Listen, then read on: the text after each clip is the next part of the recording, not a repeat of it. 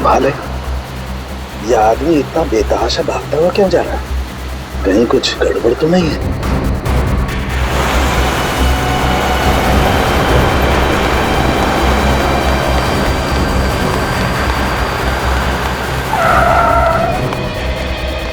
क्या हुआ?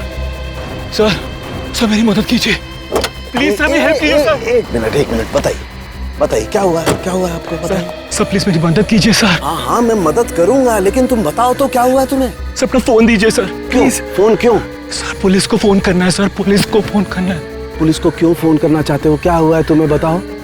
सर ये बताने का टाइम नहीं है सर, प्लीज अपना फोन दीजिए। देखो घबराओ मत, मैं खुद सीआईडी से हूँ, अभी सीआईडी को बुलाता हूँ।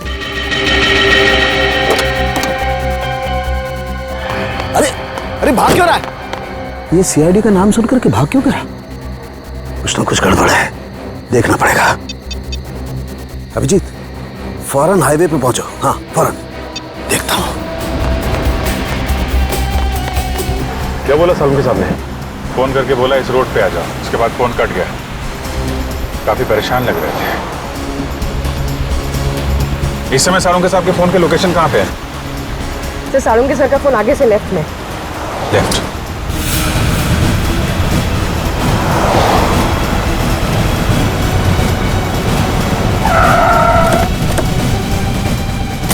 सर सालुंके साहब का मोबाइल ये लोकेशन बता रहा है सर। सालुंके साहब! सालुंके साहब अंदर चल के देखते हैं। सालुंके सर! डॉक्टर साहब! सालुंके साहब! सालुंके सर!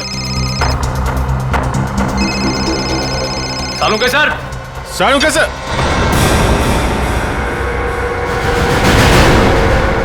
सर?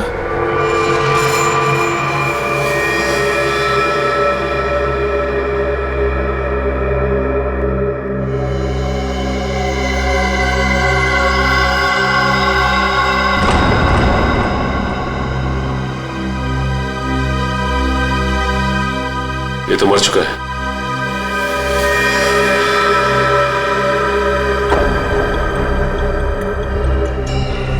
ये सीने पे गोली मारी है। सर कपड़े देखकर लगता है जैसे किसी फंक्शन में जा रहा था। सर जेब में कोई आईडी या पर्स वगैरह नहीं है। विक्रम जल्दी से एम्बुलेंस बुला। पर सालुंके साहब का फोन तो यहीं पे बज रहा था ना?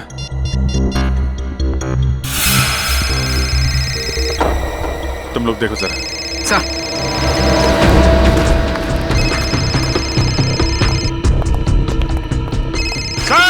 Sir!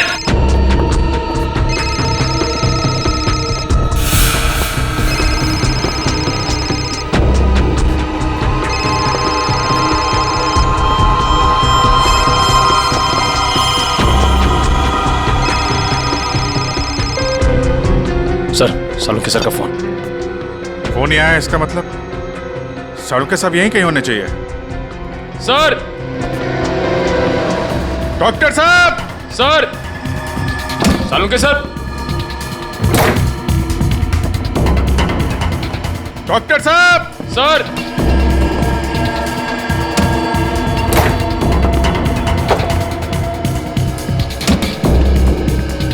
Sir!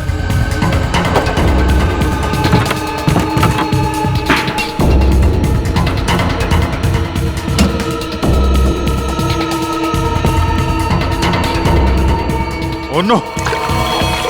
Oh my god! जल्दी आओ, संभल के ट्रेन लेके आओ जल्दी।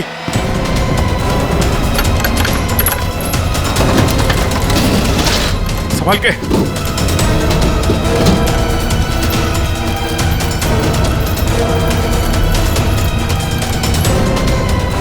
लग गया सर।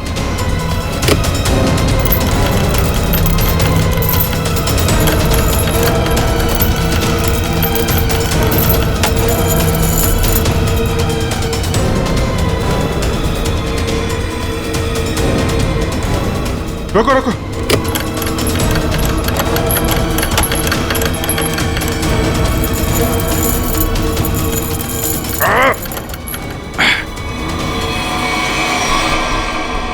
Oh no!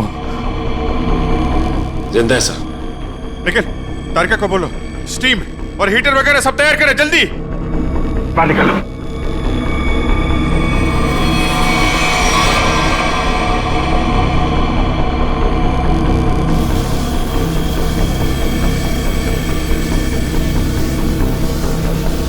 सालुंके साहब, सर, सालुंके सर, सालुंके साहब, सर उठिए, सालुंके सर। अभी भी बॉडी बिल्कुल ठंडी है। बॉडी का टेम्परेचर 5 डिग्री। अरे जल्दी करो, नहीं तो सालुंके साहब तो। माय गॉड सर, स्टीम मार मार के रजाई का टेम्परेचर कम से कम 60 से 70 डिग्री सेल्सियस हो गया होगा सर। लेकिन बर्फ में लेटे हुए थे सालुंके साहब, टेम्परेचर नॉर्मल होने में टाइम तो लगेगा ना। सर एक काम करो, यहाँ मुंह पे मारो, इधर इधर। नहीं अभिजीत, मुंह पे नहीं, बहुत दर्द होगा, मुंह जल जाएगा। तारिका, सालुंके साहब सोए हुए हैं, उन्हें क्या पता चलेगा। जल्दी जल्दी।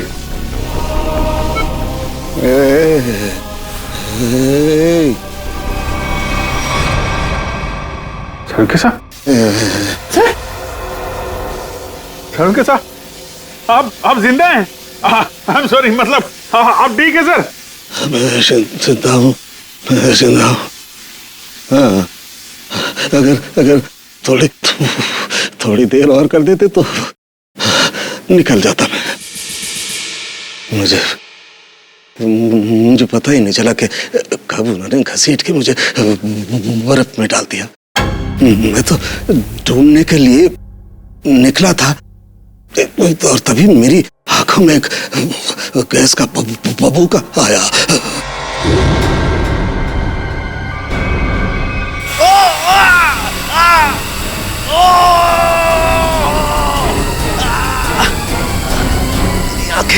मेरी आंखें। माय गॉड सर, अभी ठीक है आपकी आंखें? सर ये कितनी उंगलियां हैं सर? हैं? मजाक मत करो यार, हाथ कहाँ है तुम्हारा? सर ये आपके आंखों के ऊपर सर, ये कितनी उंगलियां हैं सर? यार तुम्हारी आवाज सुनाई आ रही है, लेकिन अभिजीत हाथ तो दिखाई नहीं दे रहा यार।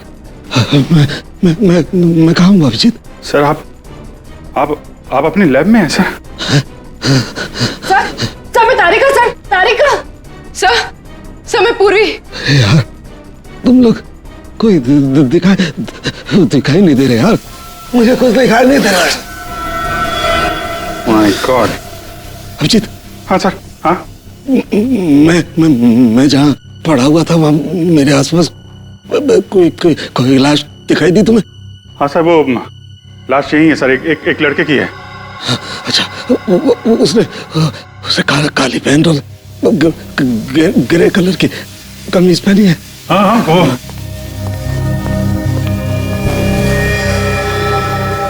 हाँ सर, है वही आदमी है, वही है।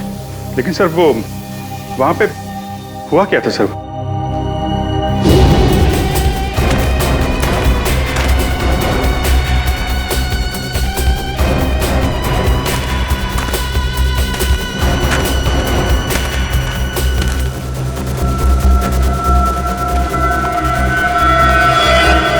यह आदमी मुझसे मदद मांग रहा था और मुझसे ही छुप रहा है, देखना पड़ेगा।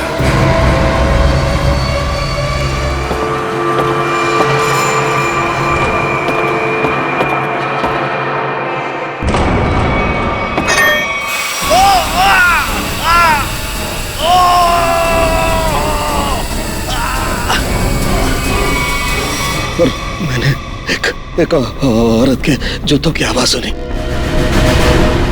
औरत के जूते की आवाज? फिर? और तभी मैंने एक गोली के चलने की आवाज सुनी, और फिर किसी आदमी के चीखने की आवाज आई। मैं जोर से चिल्लाया, अरे ये क्या कर रहे हो, ये क्या कर रहे हो तुम किसी को मार रहे हो? तभी पता नहीं कहीं से दो आदमी आए और मुझे बर्फ में घसीट के ले गए। तभी मैंने एक गाड़ी के चलने की आवाज सुनी और उसमें कोई कह रहा था कि हाईवे की तरफ ले चलो।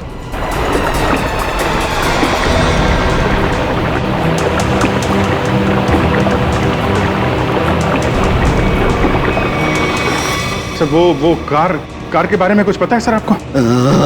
अभिजीत, मैं जब इस फैक्ट्री में गया तो वहाँ दरवाजे पर मैंने नीले रंग की कार देखी थी। नीले रंग की कार? निखिल, विक्रम, नीली कार हाईवे की तरफ गई है। सभी चेकना को इन्फॉर्म करो जल्दी। सचिन, हमें पता लगाना होगा ये आदमी कौन है, क्या कर रहा था वहां, कैसे पहुंचा। कारिका, ध्यान रखो, हम लोग आते हैं। हाँ। सर मैं आपके लिए एंटीडोट तैयार कर रही हूँ। आपकी आंखें बहुत ही जल्द ठीक हो जाएगी।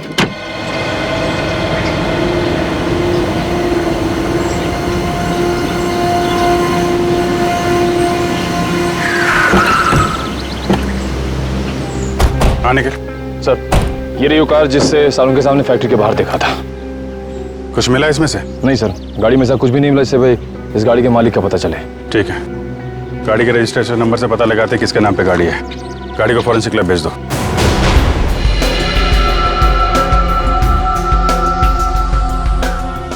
सालों के सर के होते हुए भी कोई किसी को मार के भाग गया।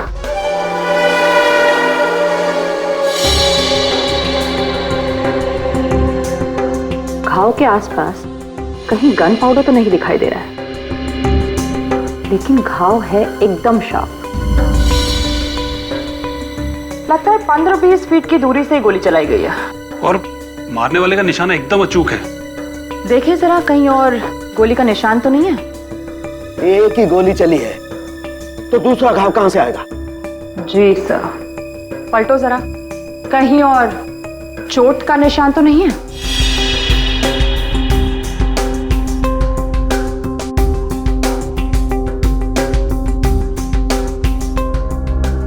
गॉड, ओह माय गॉड, क्या हुआ? सर ये देखिए, एक और गोली लगी है।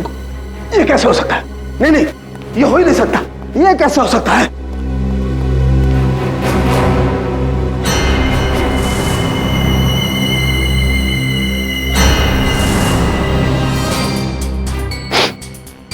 वाकई दूसरा घाव है, 2 गोलियों का घाव। ये कैसे हो सकता है? ये हो कैसे सकता है? सर शायद आपको सुनाई ना पड़ा हो, है ना? मतलब तुम्हारे कहने क्या मतलब है? मुझे सुनाई नहीं दिया है? मैं बहरा हूं है? गैस आंखों की जगह मेरे कानों में भी घुस गई है क्या?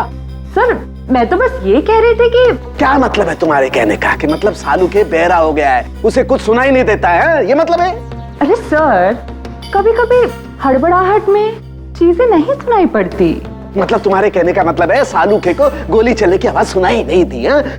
सर घाव तो आपके सामने है। हाँ, वो तो है, लेकिन कैसे हो सकता है? एक मिनट।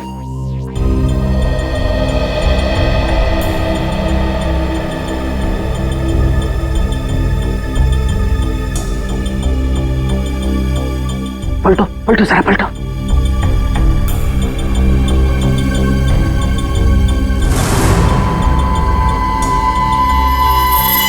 सूखा हुआ खून।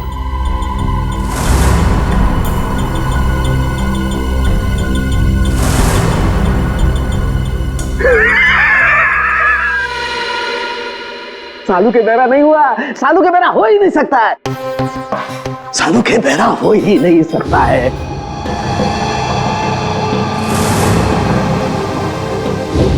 सीधा करो, सीधा करो, इसे सीधा करो।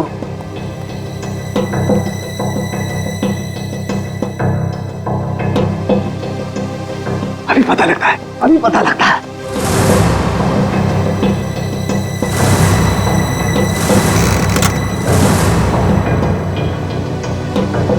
सालूके की खोपड़ी वहां पहुंचती है जहां कोई नहीं पहुंच सकता।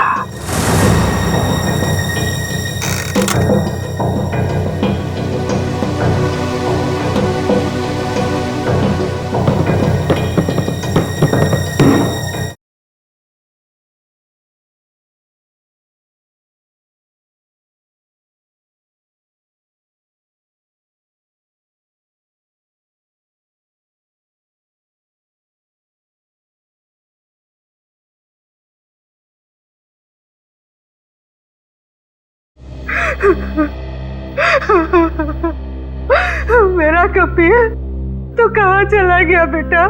ये भी नहीं सोचा कि तेरी माँ तेरे बगैर कैसे जिएगी? शांत हो जाओ कपिल की माँ, शांत हो जाओ। अरे खड़े क्या हो यार, पानी लाओ। जी सर।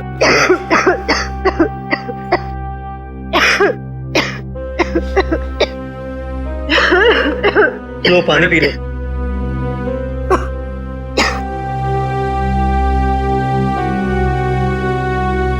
देखिए, हम लोग आपका दुख अच्छी तरह समझते हैं।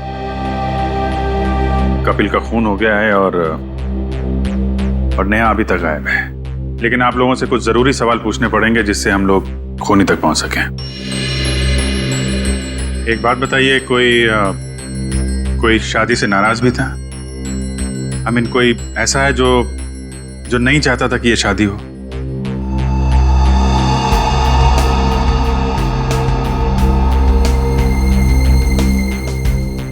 क्या बात है, आप लोग इतने चुप क्यों हैं? सर, पहले हम दोनों परिवार इस शादी के लिए तैयार नहीं थे, इसलिए इन दोनों ने भागकर शादी करने का फैसला किया।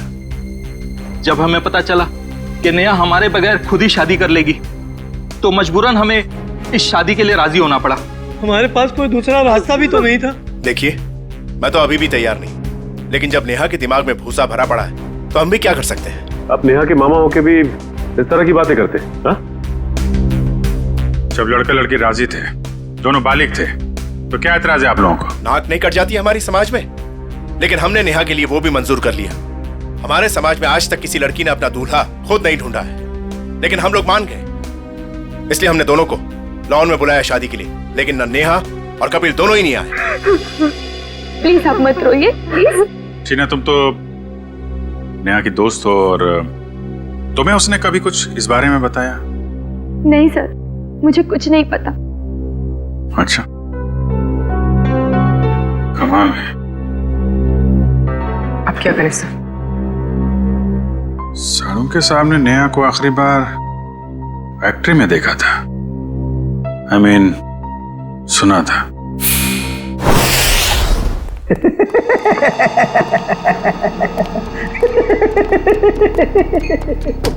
हो ही नहीं सकता है, ऐसा हो ही नहीं। क्या हुआ है? आंखें तो ठीक दिख रही हैं। आंखें तो ठीक है, लगता है दिमाग में जरा सी गैस घुस गई है। कब से हंस रहे हैं? यही जब से ये दोनों घाव देखे हैं। 2 गोलियां चली है ना? हाँ हाँ। और दोनों लाश से मिली है? हाँ सर, 2 गोलियां मिली हैं, 1.38 mm की है और दूसरी 0.38 ना? दूसरी 0.32 mm। और ये दोनों गोलियां मैंने और वैभव ने निकाली है। हाँ तो ठीक है, कौन सी तोप चला दी? नहीं, गोली आप लोग निकालेंगे नहीं तो क्या हम निकालेंगे? फिर ऐसे लालू की खोपड़ी में कोई सन्नाटा नहीं होता। काफी गहरा धक्का लगा लगता है। हाँ, जब से ये दूसरा घाव देखा है तब से ऐसे पागलों की तरह हंसते ही जा रहे हैं। अब वो तो हो गई, इन्होंने 1 गोली सुनी है और यहाँ 2 गोलियां चली हैं। एक कभी जी 1 गोली चली है, 1। सर, 2 गोलियां मिली हैं, 2 घाव हैं बॉडी पे। आपसे सुनने नहीं, मेरे सुनने में कोई गलती नहीं हुई है। 1 गोली चली है, मैंने 1 गोली चलने की आवाज सुनी है, एंड दैट्स इट, बस। अच्छा, तो फिर ये दूसरी गोली? दूसरी गोली 2 घंटे पहले चली है। अब ये आपको किसने बताया? लाश ने। लाश ने? जी सर, लाशें भी बोलती हैं। सुनने के लिए सालूके के कान चाहिए। क्या चाहिए? सालूके के कान? जी। लेकिन सर, मैं जो देखता हूं उस पर विश्वास करता हूं। अच्छा, तो आओ मैं दिखाता हूं। हाँ दिखाइए। आओ, ये देखो भाई साहब, गोली लगी, घाव हुआ, खून बाहर निकला और जम गया। अरे सर, तो कौन सी बड़ी बात है, खून बाहर निकलेगा तो जमेगा ही ना। हाँ, लेकिन जमता क्यों है? क्यों? अरे सर, खून जब ऑक्सीजन के कांटेक्ट में आता है तो जम जाता है। अब क्यों हंस रहे हैं? भैया मेरे, ऑक्सीजन तो शरीर के अंदर होता है ना? फेफड़ों में ऑक्सीजन होता है ना, तो फिर शरीर के अंदर खून क्यों नहीं जमता? क्यों नहीं जमता? वो क्या? वो जब वो क्या? अरे वो जब इधर मत देखो, इधर देखो, इधर देखो। क्या? बोलो बोलो बोलो। हो गई ना? हो गई ना? थप। भाई साहब, खून में बहुत सारे लाखों प्लेटलेट्स होते हैं जो शरीर के अंदर दौड़ते रहते हैं सिपाही की तरह से। और जैसे ही इन्हें पता लगता है कि शरीर के अंदर घाव हो गया, ये दौड़ पड़ते हैं उस घाव को बचाने के लिए और खून के साथ बाहर निकलते हैं। और जैसे ही ये खून के साथ प्लेटलेट्स बाहर निकलते हैं, ये ऑक्सीजन जो हवा में होती है उसकी वजह से चिपकने जैसा पदार्थ बन करके घाव पर चिपक जाते हैं।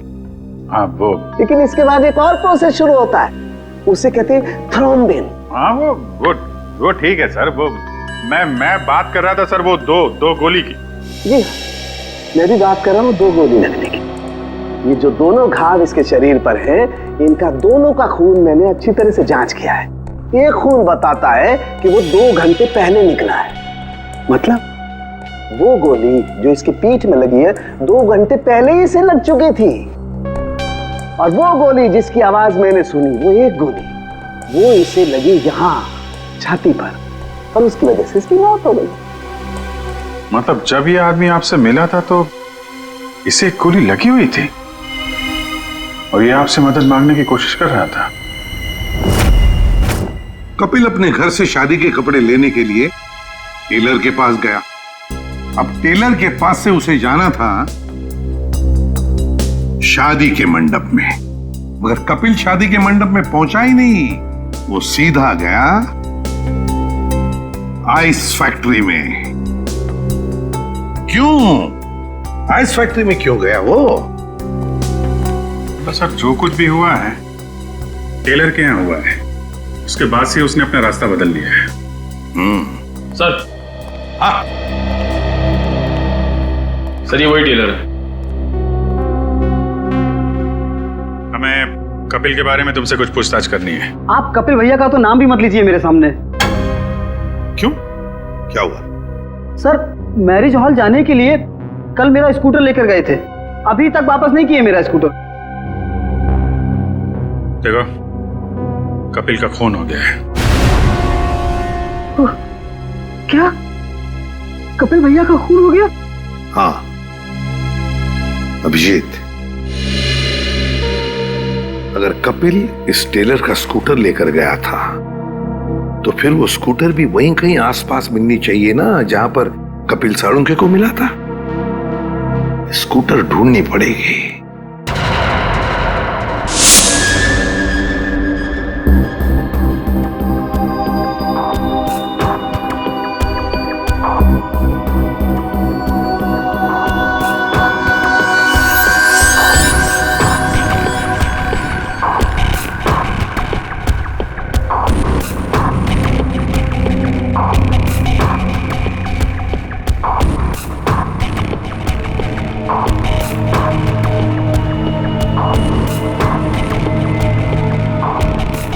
लगता है गाय का गोबर है ये।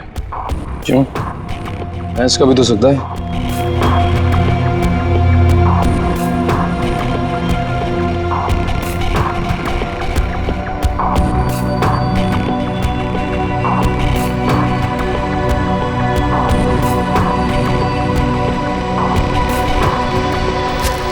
तारिका, वो गाड़ी में कुछ ऐसा मिला जिससे उस लड़की के बारे में पता लगाया जा सके?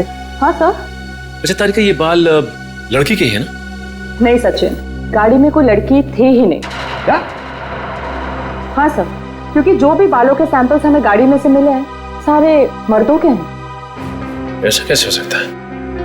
अगर नेहा कार में नहीं थी तो फिर नेहा गई कहाँ? कहीं आइस फैक्ट्री में तो नहीं? लेकिन सर उस फैक्ट्री की तलाशी तो हमने ली थी। नहीं, एक बार फिर से देखना होगा। एक चीज और सर, गाड़ी के टायर पे खूब सारा सूखा हुआ गोबर मिला है और जिस तरह से वो उस पे लगा हुआ था, ऐसा लगता है ये गाड़ी काफी समय से एक ऐसी जगह खड़ी है जहां खूब सारा गोबर है। ठीक है, वो पता चल जाएगा। कार के नंबर से ओनर का पता चल जाएगा, ये सभी पता चल जाएगा। पहले हमें नेहा को बचाना है।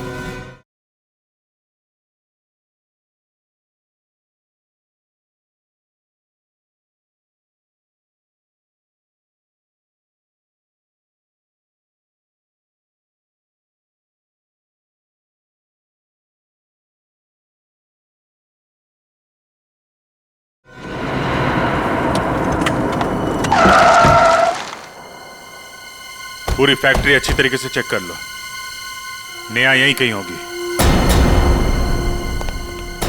उधर देखो।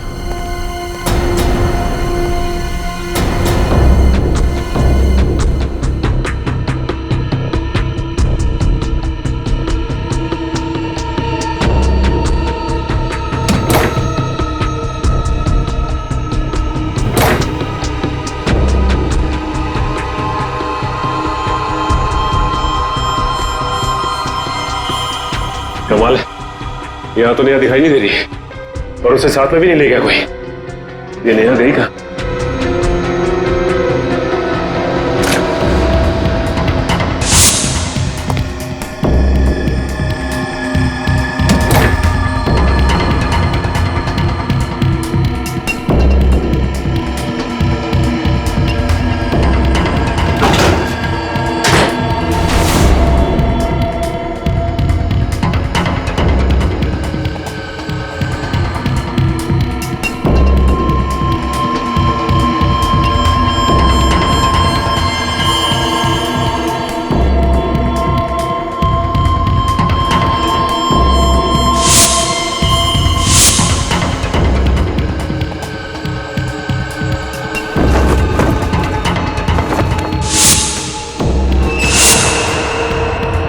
सचिन, सब लोग इधर आओ जल्दी।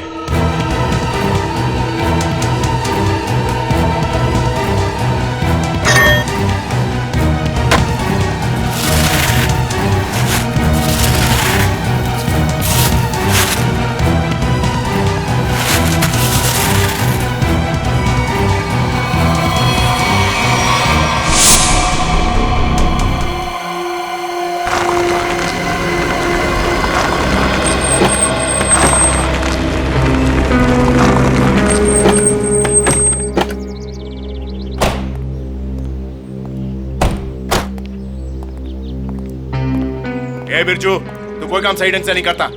सही ढंग से काम किया कर। जा काम कर अपना। चल जा। काम चोर कहीं का। अरे भाई साहब, ये तबेला आपका है?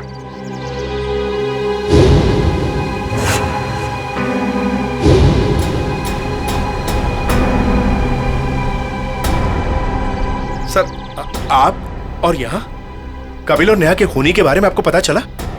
हाँ बाबा जी। कौन है वो? किसने मारा मेरी भांजी को? तुमने। मैंने? क्या बात कर रहे हैं आप? मैं अपनी भांजी को क्यों मारूंगा? ठीक है, आपने नहीं मारा, अपने गुंडों से मरवाया। हाँ?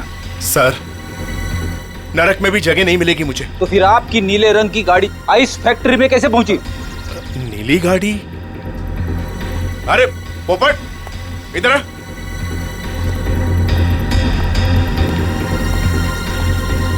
हम लोगों के पास में कितनी गाड़ियां हैं?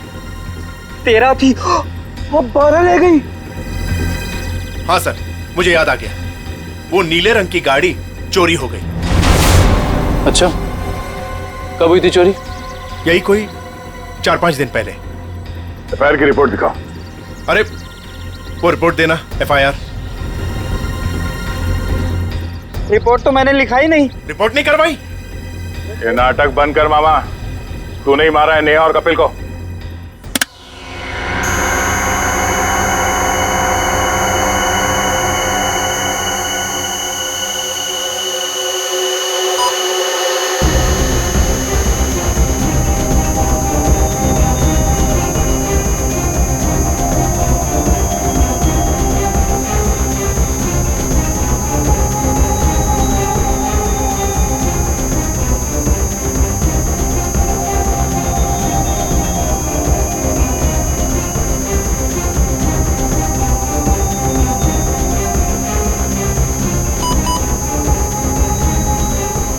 लाश लड़की की है तो साफ दिखाई दे रहा है। मुझे एक बात और दिखाई दे रही है। ऐसा क्या है जो तुम्हें दिखाई दे रहा है मुझे दिखाई नहीं दे रहा? वो ये सर कि आपकी आंखें बिल्कुल ठीक हो गई हैं। लड़की की लाश आपको लड़की की लाश दिखाई दे रही है। हो गया? हो गया। हो गया। हो गया तो एक मिनट सर, हटना जरा भाई, प्लीज सर, थोड़ा 1 मिनट जरा संभाल के। लड़की की लाश को मार मत देना। एक मिनट।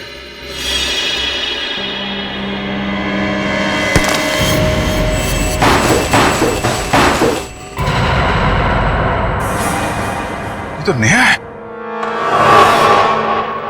लेकिन सर इसे कब मारा होगा? मुझे लगता है आइस फैक्ट्री में ही खून कर दिया इसका और वहीं पे बर्फ में जमा दिया। लड़का लड़की दोनों का खून कर दिया सर। वैसे कौन कर सकता है ये? इनके परिवार वाले तो शादी के लिए मान गए थे। नहीं, माने नहीं होंगे। मानने का नाटक किया होगा दुनिया को दिखाने के लिए कि देखो हम लोग तैयार हैं शादी करवाने के लिए। और अंदर ही अंदर आग, बदले की आग। दूसरी बिरादरी का लड़का हमारी लड़की से कैसे शादी कर सकता है? दूसरी बिरादरी की लड़की हमारी दुल्हन कैसे बन सकती है? ये शादी हो ही नहीं सकती। सर कहीं ये ऑनर किलिंग का चक्कर तो नहीं है? जो भी है छोड़ेंगे नहीं खूनी को।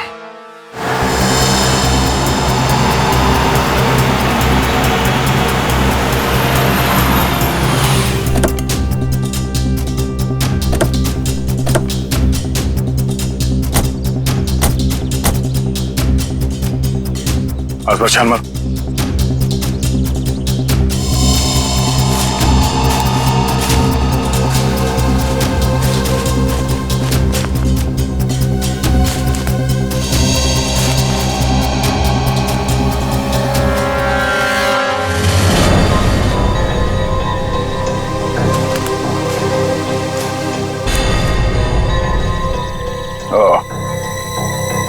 तो ये है उस टेलर की स्कूटी जिसे कपिल लेकर गया था। जरा देखो इसमें कोई पेपर्स वगैरह है क्या?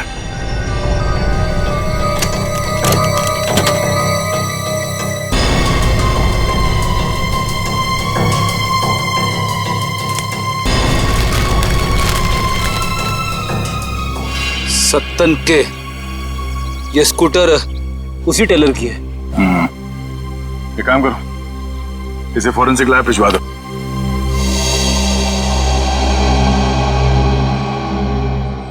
आपका 30 तंदूरी है, 7 पालक पनीर, 4 जीरा राइस। बस बैठिए सर, अभी लगाता हूँ। आइए सर, आइए। भाई साहब हम लोग सीआईडी से हैं। नमस्कार। आप ये बताइए, कल रात सामने वहाँ जंक्शन पे आपने गोली चलने की आवाज सुनी थी? गोली चलने की आवाज? नहीं सर, मैंने नहीं सुनी सर। देखिए याद कीजिए, कल रात को एक आदमी स्कूटर से यहाँ से जा रहा था और उस पर किसी ने गोली चलाई। ये तो मेरे को नहीं मालूम सर, पर कल शाम को एक कस्टमर वहाँ बैठा था, वो बोल रहा था कि जंक्शन पे 2 आदमी लड़ रहे थे। 2 आदमी लड़ रहे थे?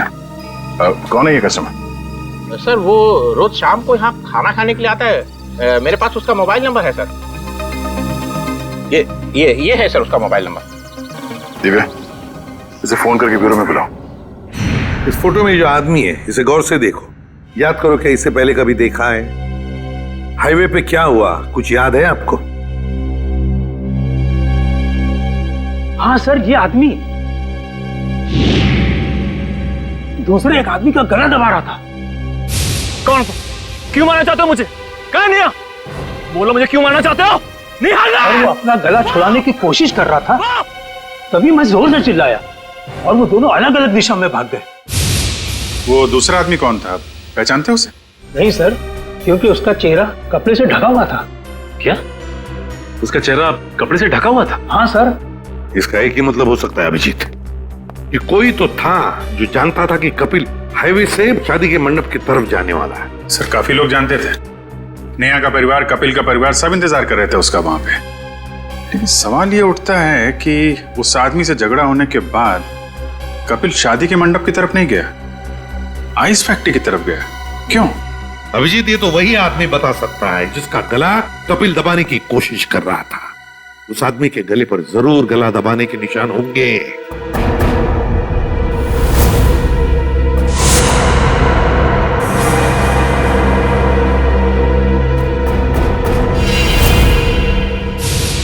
शायद मैं इस आदमी को जानता हूं।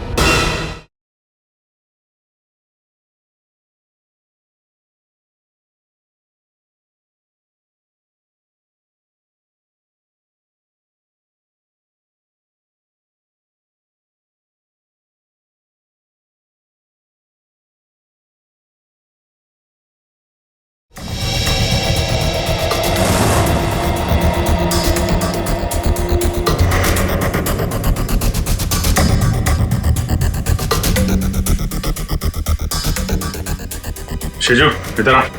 हाँ सर। ये जरा देखो। अरे क्या बात शर्मा क्यों रहा है? साहब मैंने कुछ नहीं किया साहब। साहब मुझे साहब मैं सच कर रहा हूँ साहब। मैंने पहला देखा शर्मा मत। ये देखिए सर।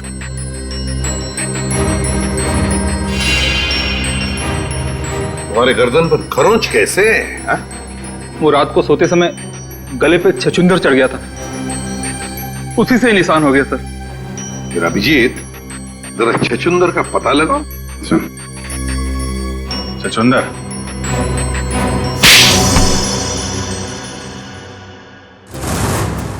बताओ शिजू, क्यों मारा तुमने कपिल और नेहा को? साहब मैंने सिर्फ कपिल पर गोली चलाई थी, नेहा को मैंने नहीं मारा था साहब। वो तो कपिल ने मुझे पहचान लिया था और कपिल मेरा गला दबाकर पूछने लगा कि बता नेहा कहाँ है। तो साहब मैंने बता दिया कि नेहा आइस फैक्ट्री में। लेकिन मारा क्यों कपिल को? साहब वो मामा जी ने कहा था साहब।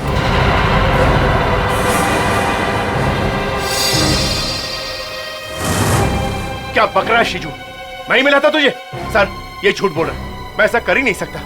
मामा जी, पॉपट ने आपकी भेजी हुई चिट्ठी मुझे दी थी जिसमें लिखा था कि कपिल जंगल वाले चौराहे पर आ रहा है, उसे गोली मार दो और नेहा आइस फैक्ट्री में।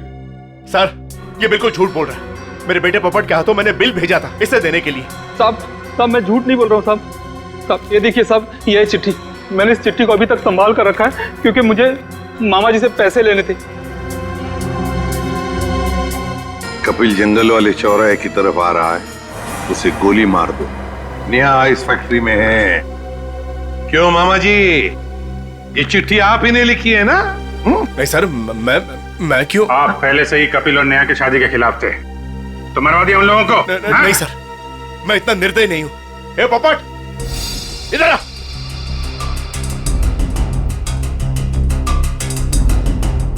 मैंने तेरे हाथ में एक बिल दिया था इसे देने के लिए, तो इसके पास ये चिट्ठी कहां से आई? पापा मैंने तो वही दिया था जो आपने मुझे दिया था। पोपट बेटा एक बात बताओ, पापा ने तुम्हें ये चिट्ठी दी थी बराबर है? कहां पर दी थी? हमारे घर में। तुम्हारे घर में? और फिर तुमने ये चिट्ठी सीजू का कब दी? कहां पर दी? इस घर में। इस घर में? तो फिर एक बात बताओ, तुम्हारे घर में और इस घर के बीच तुम कहीं रुके थे? हाँ, गैरेज पर। गैरेज पे? वहां पे क्यों? वो रास्ते में एक आदमी ने मेरी गाड़ी को टक्कर मार दी थी। वो जबरदस्ती मेरी गाड़ी में घुसकर मुझसे लड़ाई करने लगा। अच्छा, कोई बात नहीं बेटा। अभिजीत, कहीं ऐसा तो नहीं कि दूसरे गाड़ी वाले ने चिट्ठी बदल? हो सकता है। फिर क्या हुआ बेटा? फिर मैंने गुस्से में उसके चश्मा तोड़ दिया। गाड़ी क्यों ठोकी? पापा मुझे मारेंगे। गाड़ी क्यों ठोकी? मैंने नहीं गाड़ी, मैं छोड़ूंगा नहीं। उसे चश्मे के बगैर दिख नहीं रहा था, वो तो ठीक से ड्राइव भी नहीं कर पा रहा होगा। ये बात तुमने हमने पहले क्यों नहीं बताई? हाँ? पापा कहते हैं जितना पूछा जाए उतना ही जवाब दो, ज्यादा बोलने पे मैं बेवकूफ दिखता हूँ। नहीं, तुम बहुत समझदार हो सर। अगर चश्मे के बगैर उस आदमी को नहीं दिख रहा था तो आसपास कहीं चश्मा बनवाया होगा उसने। तो बिल्कुल सही अभिजीत, पता लगाना पड़ेगा जहां पर गाड़ियों की टक्कर हो गई वहां आसपास चश्मे की कितनी दुकानें हैं और उनसे पूछताछ करनी पड़ेगी। सारी दुकानें देख ली लेकिन अब तक उसका कोई पता नहीं चला। चलो यहां भी देख लेते हैं।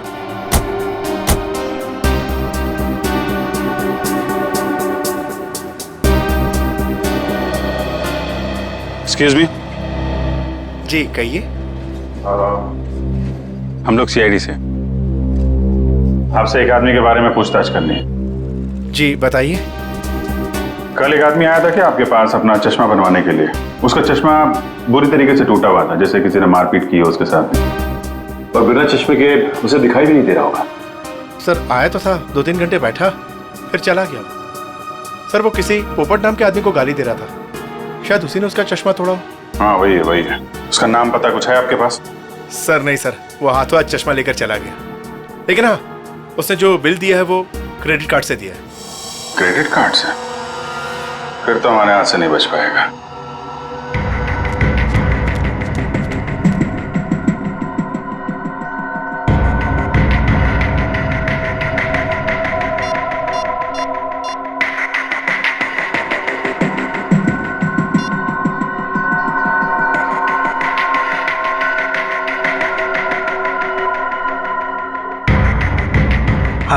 हेलो, सीआईडी को मेरे बारे में पता चल गया है। हाँ ठीक है, मैं डॉक्टर सालुंके को किसी भी तरह से इस फैक्ट्री में बुलाता हूं मैं।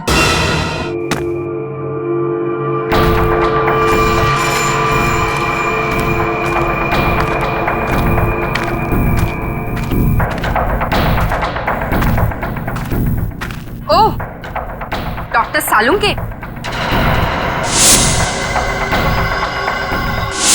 मेरे लोगों ने तुम्हें बर्फ में डाला, फिर भी तुम जिंदा बच गए। लगता है तुम्हारी मौत मेरे ही हाथों लिखी है। अब तो सीधा गोली मारूंगी तुम्हें।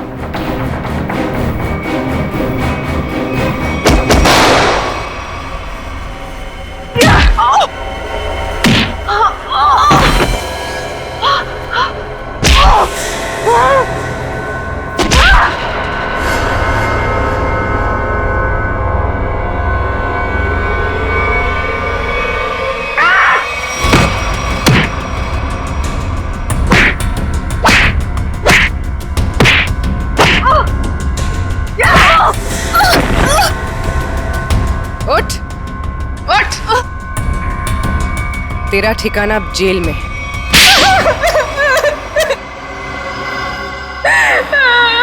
क्यों मारा तुमने कपिल और नेहा को?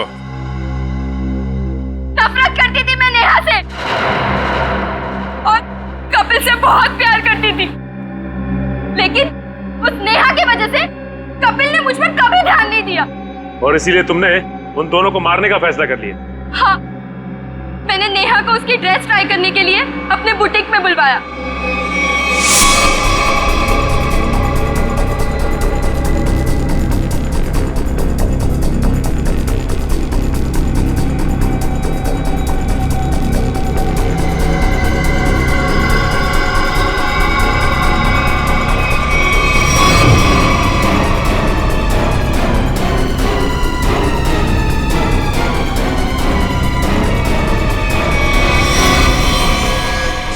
कपिल को मरवाने के लिए मैंने सेजू के साथ प्लान बनाया।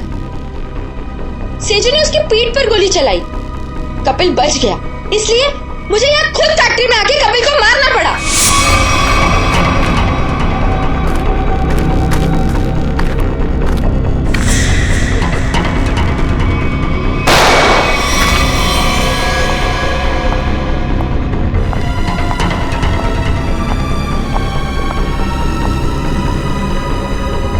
I love you, Kapil. I'm sorry. I'm sorry. तुमने पोपट के हाथ में बिल के बदले चिट्ठी कैसे बदली?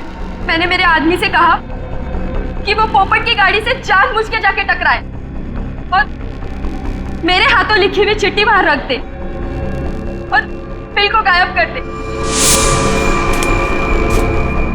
तुमने सोचा सारा शक कपिल और नेहा की फैमिली पे जाएगा, पर सच्चाई कभी छुपती नहीं है शीना। दो खून किए तुमने, एक सीआईडी ऑफिसर को मारने की कोशिश की है। इसकी सजा जरूर मिलेगी तुम्हें, शायद फांसी।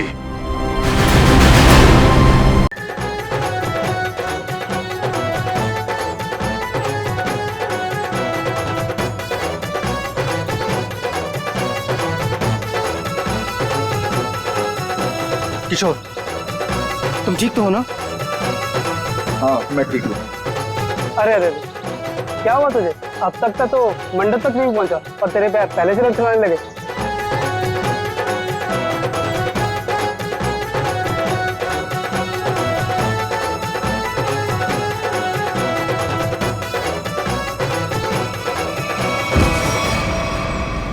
ओ नो, अरे अरे कोई एम्बुलेंस को बुलाओ जल्दी। किशोर उठो, आंखें खोलो। अरे कोई पानी तो लाओ यार। कोई फायदा नहीं, किशोर मर चुका है।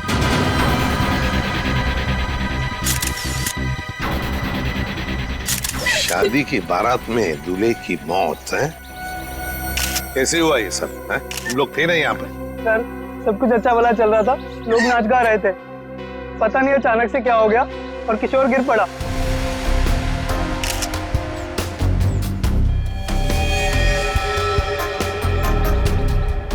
अभी दिख रहे हो ना, आंखों के नीचे सब पीला हुआ है।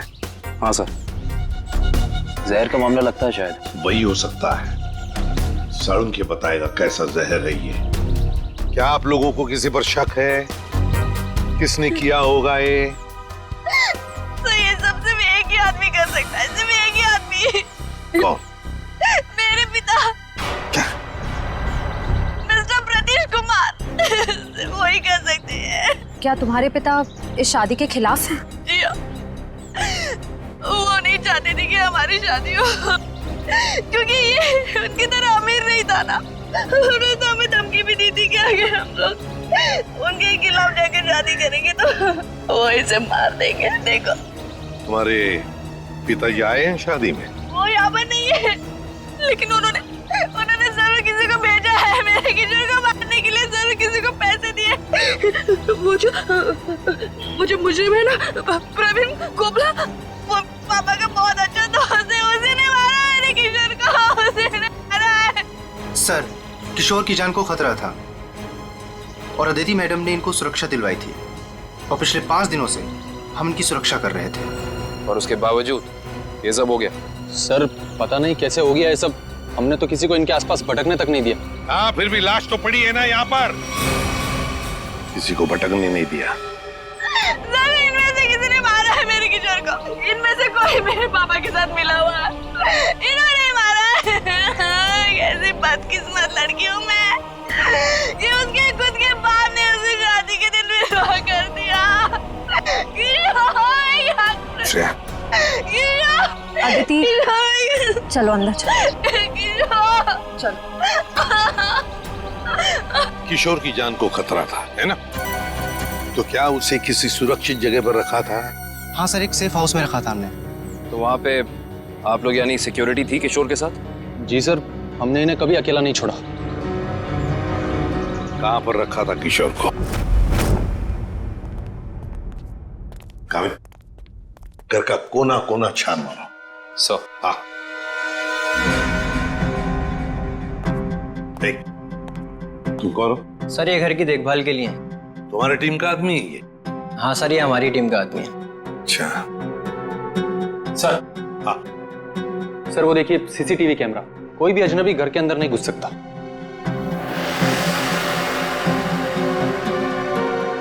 हाँ, मगर कोई तो आता होगा घर में किशोर से मिलने, कोई दोस्त या कोई रिश्तेदार? नहीं सर, सिवाय अदिति जी के और कोई भी नहीं। अच्छा, खाने का डब्बा कौन लेकर आता था? सर, किशोर का खाना अदिति ही लेकर आती थी और चाय वगैरह वो खुद बना लेते थे। मतलब सिर्फ अदिति ही आती थी इस घर में?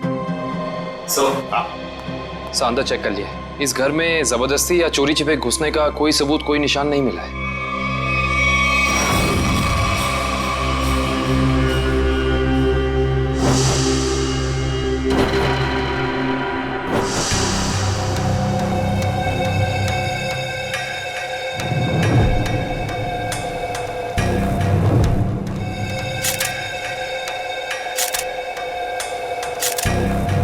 सर, ये किशोर के बाल इतने आसानी से हाथ में आ गए? हाँ तारिका, ये बालों का आसानी से हाथ में आ जाना, इसके आंखों के नीचे पीलापन, नाक में से खून बहना, होंठ सफेद हो जाना, गला सूज जाना, ये सब के सब एक ही बात की तरफ इशारा कर रहे हैं कि इसे ऑल्सो बैक्स्टर नाम के जहर से मारा गया। मतलब रेडिएशन पॉइजनिंग? बिल्कुल बिल्कुल तारिका, इसके शरीर में विकिरण द्वारा जहर पैदा किया गया है, ऑल्सो बैक्स्टर से। सारे सिम्टम्स उसी तरफ इशारा कर रहे हैं। सर, ये रेडिएशन का हम पे तो कोई असर नहीं होगा ना? नहीं तारिका, घबरा मत। इस जहर का असर तभी होता है जब किसी खाने या पीने की चीज के साथ ये जहर शरीर के अंदर जाए, अदरवाइज नहीं। तुम एक काम करो, तुम टेस्ट की तैयारी शुरू करो, तब तक मैं प्रद्युमन को बोल देता हूँ कि वो गीगर काउंटर का इंतजाम कर ले। हाँ, गीगर काउंटर मतलब? तारिका, गीगर काउंटर एक ऐसा यंत्र होता है जिससे एसीपी प्रद्युमन ये पता लगा सकेंगे कि उस सेफ हाउस में जहां पर इसे रखा गया था वहां पर ये ऑल्सो बैक्स्टर नाम के जहर का रेडिएशन है या नहीं, और अगर है तो कितना है। Okay sir. करेक्ट, रेडी है। ऑल्सो बैक्स्टर जहर, पता चल जाएगा ये जहर किशोर के शरीर के अंदर गया कहां से है। ये हमारा डिवाइस अल्फा पार्टिकल रेडिएशन ये बता देगा। बारीक से बारीक चीज को भी चेक करो, देखो रेडिएशन मिलता है क्या। Yes sir. करण,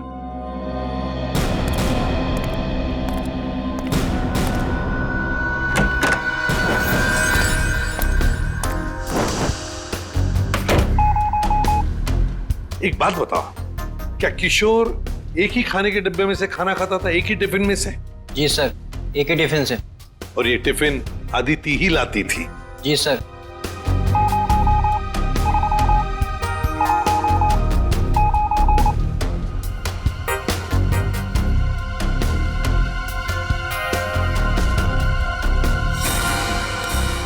सर, पूरा किचन चेक कर लिया सर, ये रेडिएशन कहीं भी नहीं मिला। कहीं पर भी कोई भी रेडिएशन नहीं? No sir.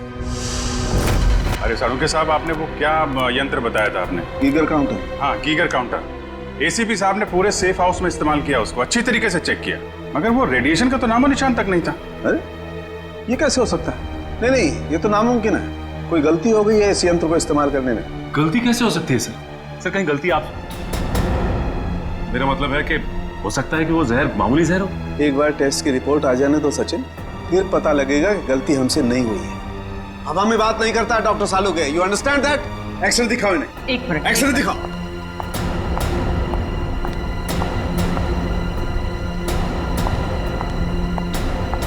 ये देखो, ये निशान देख रहे हो पेट में? हाँ, ये कोई काली सी चीज है।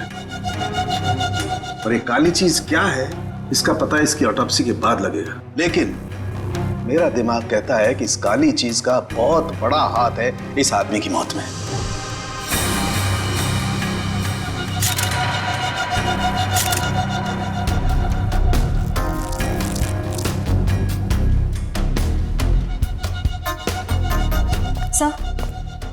सर ये देखिए, ये बॉटल अंदर बेडरूम में टेबल के नीचे छुपा कर रखी गई थी।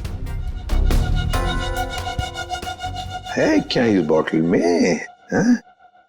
काविन सर, काम करो, चेक करो इसे, देखो इसमें रेडिएशन मिलता है क्या, पता तो चले जहर है भी या नहीं।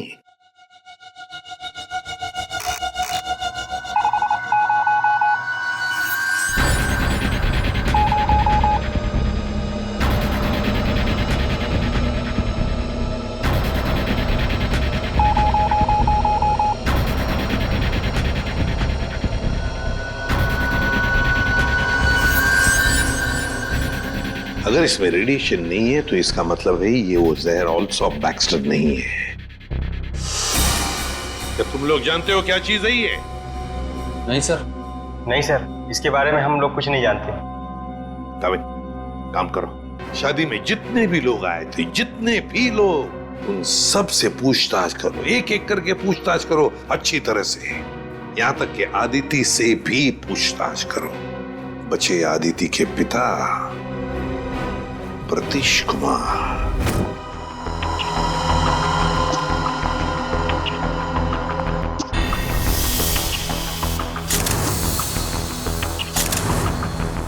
माय गॉड, पेट में बाल। अब तो समझो इस किशोर की मौत की गुत्थी सुलझ ही गई। वो कैसे सर? बताता हूं, तुम एक काम करो, पहले इन बालों को अच्छी तरह से साफ कर लो। क्या डॉक्टर साहब, बोला था ना आपसे गलती हो रही है। ये मिला एसीपी साहब को सेफ हाउस में, ये मामूली जहर है, इसमें कोई रेडिएशन वेडिएशन नहीं है। अरे फिर वही बात। भाई साहब, आपकी जानकारी के लिए बता दूं, हमसे कभी कोई गलती होती नहीं है। किशोर की मौत की वजह ऑल्सो बैक्स्टर नाम का जहर ही है। सर, जिद की भी एक हद होती है। अगर ये किशोर ऑल्सो बैक्स्टर से मरा है तो आपका वो जो यंत्र था, वो गीगर काउंटर, उसने इसमें रेडिएशन क्यों नहीं पकड़ा? इसमें रेडिएशन हो भी नहीं सकता है, क्योंकि भाई साहब जहर इसमें नहीं है, जहर यहाँ है इसके पेट में। इसके पेट में बाल थे, उसमें जहर। बाल में जहर? हाँ, तुम याद है ना इसके पेट का एक्सरे दिखाया था तुम्हें, उसमें एक काली सी चीज थी। हाँ, वो काली सी चीज दरअसल इसके पेट में बालों का एक गुच्छा था और उन बालों के गुच्छे में ऑल्सो बैक्स्टर नाम का जहर था जिसकी वजह से इसकी मौत हुई। सर सब कुछ समझ में नहीं आ रहा। हाँ, कोई बाल कैसे खा सकता है? गलती से पेट में चले गए हो। और वैसे भी इसके बाल झड़ रहे थे ना। नहीं सचे, वो बाल किशोर के नहीं है, वो बाल किसी और के हैं।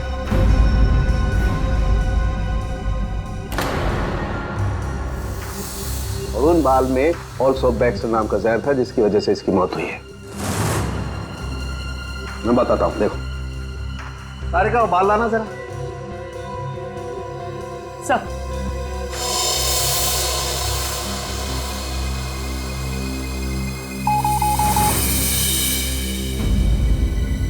देखा, बाल में जहर है। एक मिनट। तो आप ये कहना चाहते हैं किशोर शिकार हुआ किसी और के सिर के बाल से, जो उसके पेट में गया, और चूंकि बाल जहरीला था इसलिए मर गया बेचारा ये। एग्जैक्टली।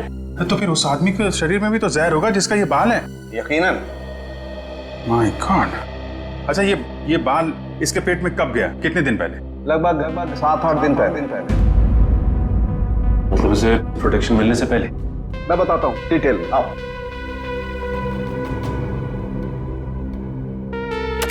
ये देखो, ये बाल किशोर के शरीर में जाकर के पेट में अटक गया, और क्योंकि इस बाल में ऑल्सो बैक्स्टर नाम का जहर था तो पूरा जहरीला रेडिएशन इसके शरीर में फैल गया। इस बेचारे को पता भी नहीं चला कि मौत इसके करीब आकर के दस्तक दे चुकी है। मतलब किशोर की मौत एक हादसा है। असली खूनी तो वो है जिसने उस आदमी को मारने की कोशिश की है जिसका ये बाल है। पता नहीं बेचारा जिंदा भी होगा कि मर गया। सर, एक बात तो तय है कि ये कोई किशोर के आसपास वाला ही है, क्योंकि किशोर के खाने में किसी और का बाल कैसे आ सकता है? ये हो सकता है कि वो बाहर खाना खाने गया हो किसी रेस्टोरेंट में, और वहाँ के शेफ या कुक का बाल उसके खाने में गिर गया और गलती से इस किशोर ने खा लिया। होने को तो कुछ भी हो सकता है। इस बाल से कुछ और पता चल सकता है? अभिजीत, ये बाल किसी आदमी का है, और ये देखो इस बाल में पिगमेंटेशन काफी कम है। पिगमेंटेशन जिससे बाल काले रहते हैं। एग्जैक्टली। मुझे लगता है इस आदमी की उम्र 40 से 45 साल की होगी। देखो, इस बाल की जड़ें सफेद हैं। अरे डॉक्टर साहब, जो इसके पेट से बाल निकले हैं वो तो सारे काले हैं। हेयर डाई का मतलब समझते हो ना, उसी का कमाल। ओह, अच्छा सर, ये ऑल्सो बैक्स्टर, ये तो बहुत ही खतरनाक जहर है, तो आसानी से तो मिलता नहीं होगा। बिल्कुल नहीं मिलता। अभिजीत, एक काम करो, पता लगाओ कि हाल ही में किसी एटॉमिक लैब से ये जहर चुराया तो नहीं गया। अगर ये पता लग गया दोस्त, हम खूनी तक पहुंच जाएंगे। करेक्ट। सर, इस बॉटल में तो जहर ही है, पर एक बात समझ में नहीं आ रही कि कोई अपनी पसंद की लड़की से शादी करने से पहले खुद की जान क्यों लेगा? हो सकता है कि किशोर डरा हो इस बात को लेके कि कहीं अदिति के पिता के गुंडे उसे पकड़ न ले, और उसने ये सोचा हो कि क्यों ना जहर खाकर खुद में अपनी जान दे दो। सोचने वाली बात यह है कि किशोर के पेट में बाल गया 1 हफ्ते पहले, जब वो अपने पुराने घर में था। तो हमारी अगली मंजिल है किशोर का पुराना घर। अच्छी तरह से तलाशी लो घर की, देखो क्या मिलता है।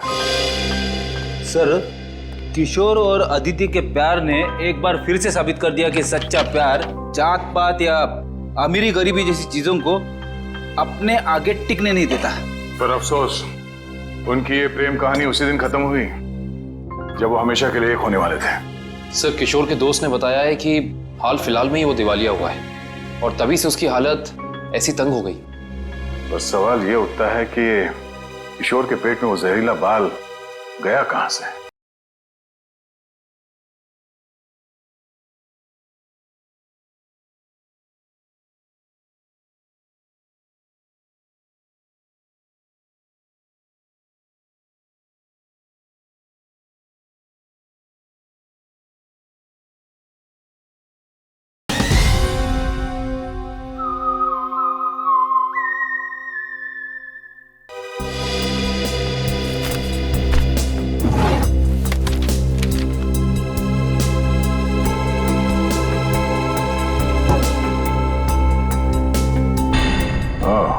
Termination letter. इस किशोर को नौकरी से निकाला गया था MLM एंटरप्राइजेस प्राइवेट लिमिटेड। ये तो अदिति के पिता की कंपनी है? सर सर हाँ रेडी? बासी खाना है। एक मिनट।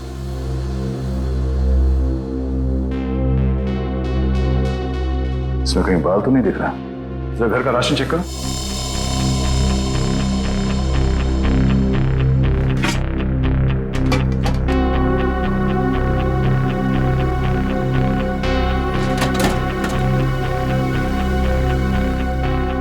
नहीं सर, इस घर में जरा सा भी राशन नहीं है कहीं भी। नो, इसका मतलब ये खाना यहां नहीं पका है, बाहर से आया है।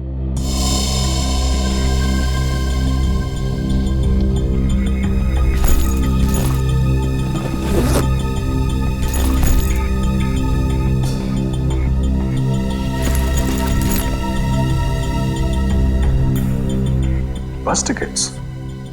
ये तो एक हफ्ते पहले की टिकट्स हैं। ये किशोर तिलक नगर जाता था, मतलब उसी समय जब उसके शरीर में वो जहर चला गया।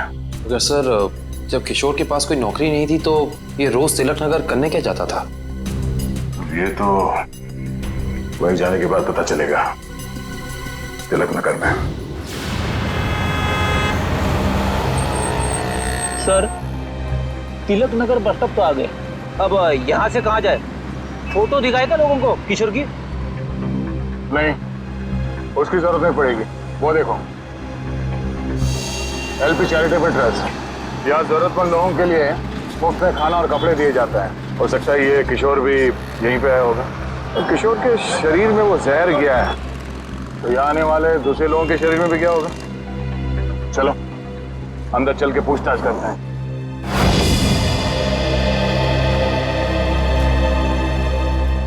एक्सक्यूज मी, हम लोग सीआईडी से। यह मैनेजर कौन है? जी मैं ही हूँ सर, अविनाश। पर यहाँ पे सीआईडी का क्या काम? इसे पहचानते हैं आप? किशोर नाम है इसका। सर ये तो अक्सर आता था यहाँ खाना खाने, पर कुछ दिन से नहीं आ रहा। सर इसे क्या हुआ? किसी ने इसका खून कर दिया। क्या खून? और आपको ये बात जान के धक्का लगेगा कि इसकी मौत की वजह आपके यहाँ खाए खाने से जुड़ी हुई है। जी क्या मतलब? हमें इसके पेट के अंदर से बाल मिला है, जो शायद खाने के जरिए इसके पेट में गया है, और उस बाल में जहर था। अल्सूफ बेक्स्टर नाम का बहुत ही खतरनाक जहर। सर क्या कह रहे हैं आप? हम तो बहुत सावधानी बरतते हैं लोगों को खाना देने से पहले। ये हमारा बावर्ची है, इससे आप पूछ सकते हैं। अब ये बताइए कि किसी और ने भी शिकायत की थी खाने में बाल होने की? हाँ सर, कुछ शिकायतें आई तो हैं। साहब मैंने पूरी सब्जी फेंक दी थी जिसमें बाल निकले। पर किशोर को कैसे पता नहीं चला कि उसके खाने में बाल है? वो इसलिए क्योंकि उसकी आंखें बहुत कमजोर थी, बहुत हाई पावर का चश्मा पहनता था और शायद उस दिन उसने वो चश्मा ना पहना हो। अच्छा, इंसाफ के अलावा कोई और भी खाना बनाता है यहाँ पे? सर कोई एक हो तो मैं बताऊं। यहाँ तो कई लोग आते हैं दिलों में भावनाएं लेकर और खाना पकाने में हमारी मदद करते हैं। तो जो लोग अक्सर आते हैं खाना बनाने के लिए, उनका कोई रजिस्टर, कोई लिस्ट होगा ना? एक मिनट सर। एक मिनट। जी सर। सर इसमें तो 70-75 लोगों के नाम है। कैसे पता चलेगा कि किशोर के खाने में किसका बाल गया था? याद है ना डॉक्टर सालुंके ने क्या कहा था? उस आदमी की उम्र 45-50 साल है और वो बालों को डाई करता है। 45-50 साल और बालों को डाई करता है? और शायद उसकी तबीयत भी अभी खराब होगी, क्योंकि उसके बालों में जहर है, तो वो जहर उसके शरीर में फैल गया होगा। हाँ साहब, वो शायद रमेश जी ही होंगे, इसलिए कि जो आप उम्र बता रहे हो ये उनकी थी। और साहब वो भी बाल रंगते थे और करीब करीब साहब वो एक हफ्ते से यहाँ आए भी नहीं। रमेश? हाँ सर। जरा उसका एड्रेस देना हमें।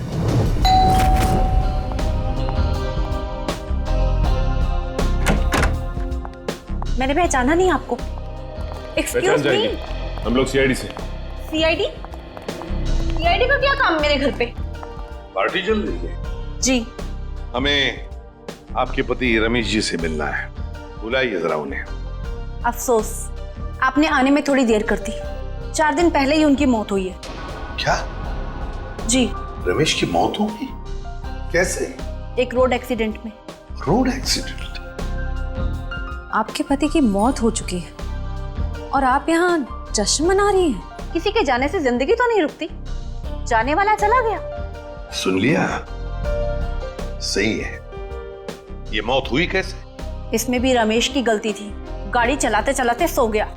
वो कहते हैं ना, नजर हटी दुर्घटना घटी। सर ये एक्सीडेंट जहर की वजह से ही हुआ होगा। क्या बात है अलीशा, सीआईडी यहाँ क्यों? रमेश की मौत की पूछताछ करने आए हैं। आपकी तारीफ? ये मेरे दोस्त हैं राहुल। अरे छोड़िए ना ऑफिसर, जो चले गए उन्हें क्या याद करना। आइए आप लोग भी हमारे साथ पार्टी एंजॉय करिए। ज्यादा बात मत करना, समझे? क्या एक मौत की पूछताछ हो रही है, समझे आप? इनके पति रमेश की मौत हुई है जहर से। हमें तो शक होने लगा है कि रमेश को जहर तुमने ही दिया होगा और शायद उसमें इनकी मदद ली होगी आपने। आप मुझ पर शक कर रहे हैं? जी हाँ, कुछ कहना है आपको? हमें रमेश के डीएनए सैंपल्स लेने अभी इसी वक्त। आपने आने में देर कर दी। अफसोस, अब तो उनकी अस्थियां भी बहा दी हैं मैंने। लेकिन कुछ तो होगा घर पे, उनका ब्रश, उनकी कंघी वगैरह। आप कल नहीं आ सकते? आप क्यों मेहमानों के सामने बेइज्जती कर रहे हैं? देखो मैडम, अगर हमने तुम्हारे घर की जबरदस्ती तलाशी ली और तुम्हें अपने साथ ब्यूरो ले गए तो तुम्हारी दुगनी बेइज्जती होगी। जी आइए।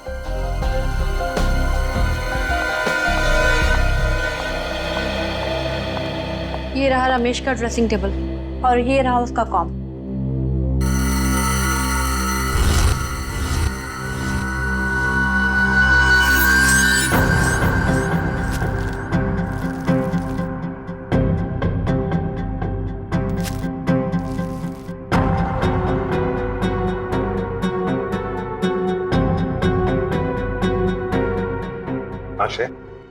सर हेयर ब्रश मिला है, इस पे कुछ बाल भी है। ये ID. RAC nuclear research centre. Alisha ji, आप RAC न्यूक्लियर रिसर्च सेंटर में काम करती हैं? जी हाँ।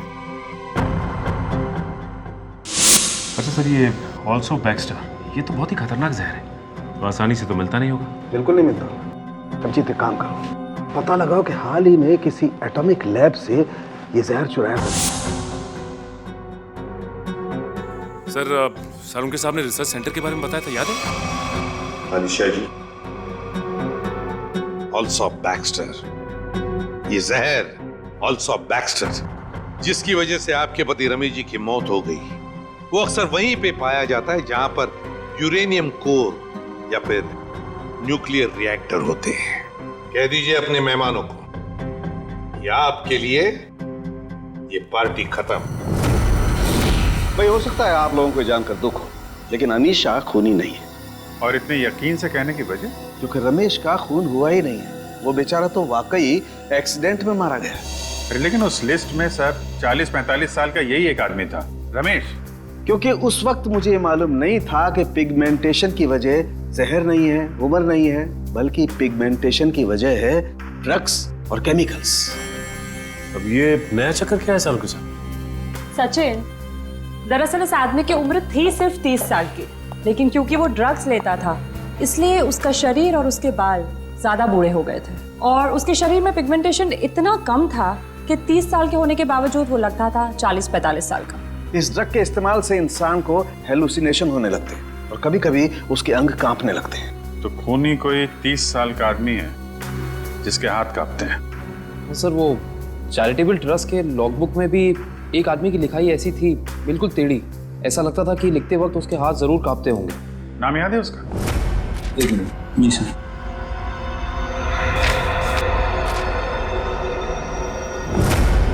हाँ सर, निशांत कुमार। निशांत कुमार, पता लगाओ इस निशांत कुमार का एड्रेस। बताइए सर, हम सबको यहाँ क्यों इकट्ठा किया है? कुछ पता चला मेरे बेटे निशांत का? नहीं माजी, अभी तक नहीं, पर हमें शक है कि निशांत पे किसी जहर का असर हुआ है। क्या? वहाँ संभालिए अपने आप को। आपको इस बात का पता कैसे चला? हमने कहा ना, हमें शक है, यकीन नहीं है। आप ये बताइए, ये निशांत है कहाँ? जी वो 4 दिन पहले दिल्ली के लिए निकले थे, वहाँ से उनका एसएमएस आया कि वो सही सलामत दिल्ली पहुँच गए हैं। उसके बाद से उनसे कोई संपर्क नहीं हो पाया। क्या वो एसएमएस हम देख सकते हैं प्लीज?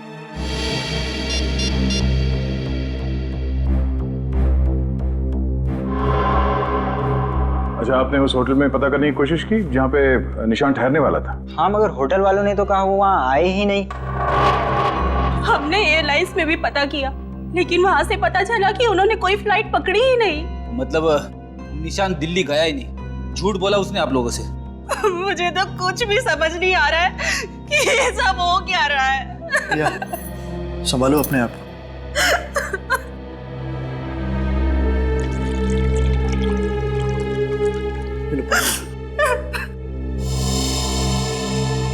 आप निशान की सेक्रेटरी है ना? जी सर, मैं उनकी सेक्रेटरी सूजी हूँ। उसने अपने शेड्यूल में कहीं लिखा था कि वो दिल्ली जाने वाला था? नहीं तो। सर, निशान ने ऐसा पहले कभी किया है? सर वो आप कुछ कहना चाहती हैं? नहीं। निशान के साथ एयरपोर्ट कौन गया था उसे छोड़ने के लिए? उसने प्राइवेट टैक्सी मंगाई थी, वो मिला भी था मुझे घर के बाहर। मुझे तो बड़ा ठीक ठाक लग रहा था। मतलब एयरपोर्ट पे गया था निशांत टैक्सी में बैठकर, मगर उसने फ्लाइट नहीं पकड़ी, वहां से कहीं चला गया। पता करना पड़ेगा एयरपोर्ट से ये निशान गायब कहाँ हो गया। कविन, उस दिन निशान कहाँ घूम रहा था जीपीएस सिस्टम में पता चला? यस सर, ये देखिए सर। पहले बांद्रा की तरफ गया, फिर उल्टी दिशा में विले पार्ले, और उसके बाद दादर।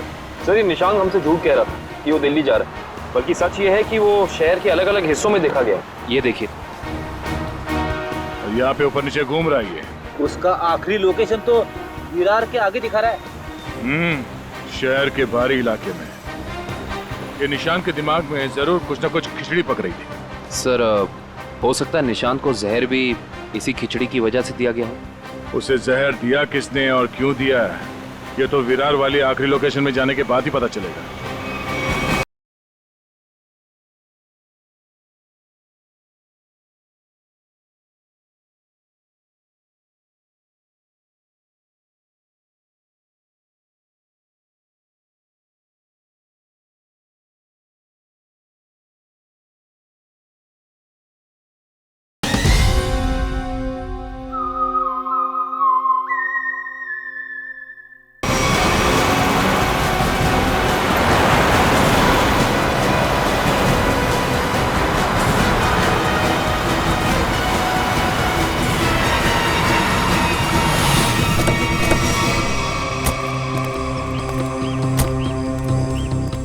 ये है वो जगह जहां आखिरी बार निशान के मोबाइल ने जीपीएस नेटवर्क पकड़ा था।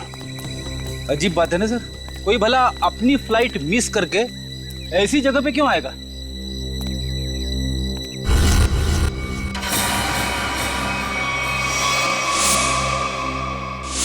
यहाँ तो नहीं, बाल क्यों? सर, जरूर यहाँ कुछ हुआ है। सर, यहाँ ये मिट्टी बता रही है कि यहाँ पे हाल फिलहाल में खुदाई हुई है।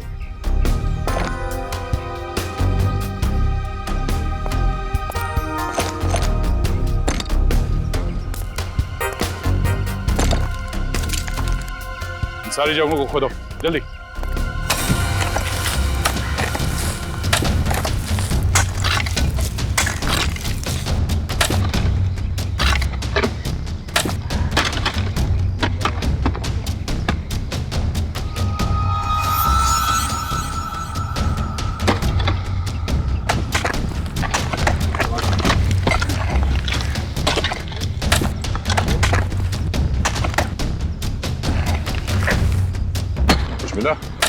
सर, यहाँ पे तो कुछ दिख नहीं रहा है। सर, यहाँ पर कुछ नहीं है। इधर भी नहीं है सर। चलो एक काम करो, इस घर के अंदर जाओ और तलाशी लो, देखो कुछ मिलता है क्या। जी सर। बड़े कमाल की बात है, इतनी ज्यादा जगह खुदा है पर खुदाई के अंदर कुछ भी नहीं मिला। ये भी तो हो सकता है कि खुदाई कुछ निकालने के लिए नहीं, बल्कि जो पहले दफनाया गया था उसे निकालने के लिए खोदा गया। सर, हाँ, ये देखिए घर के अंदर से क्या मिला सर।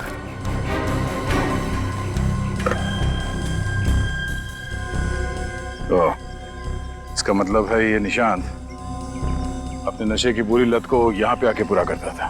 और सर 2 ग्लासेस हैं, इसका मतलब इस निशान के साथ जरूर कोई दूसरा आदमी भी था। हाँ वही होगा जिसने निशान को जहर दिया। सर आप रेडी? ये देखिए, यहाँ पे किसी का हाथ है। ये देखिए। मुट्ठी हटाओ।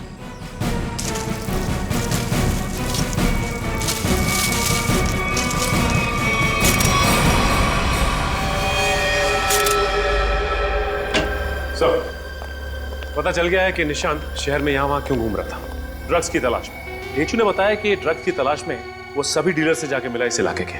और वो जहर एल्सॉप बैक्स्टर, वो कहाँ से चोरी हुआ, कुछ पता चला? यस सर, अगेस्ट्योर इलाके के एक रिसर्च लैब से। हाँ, मगर ये चोरी क्यों हुई और किसने की, ये अभी तक पता नहीं चल पाया सर।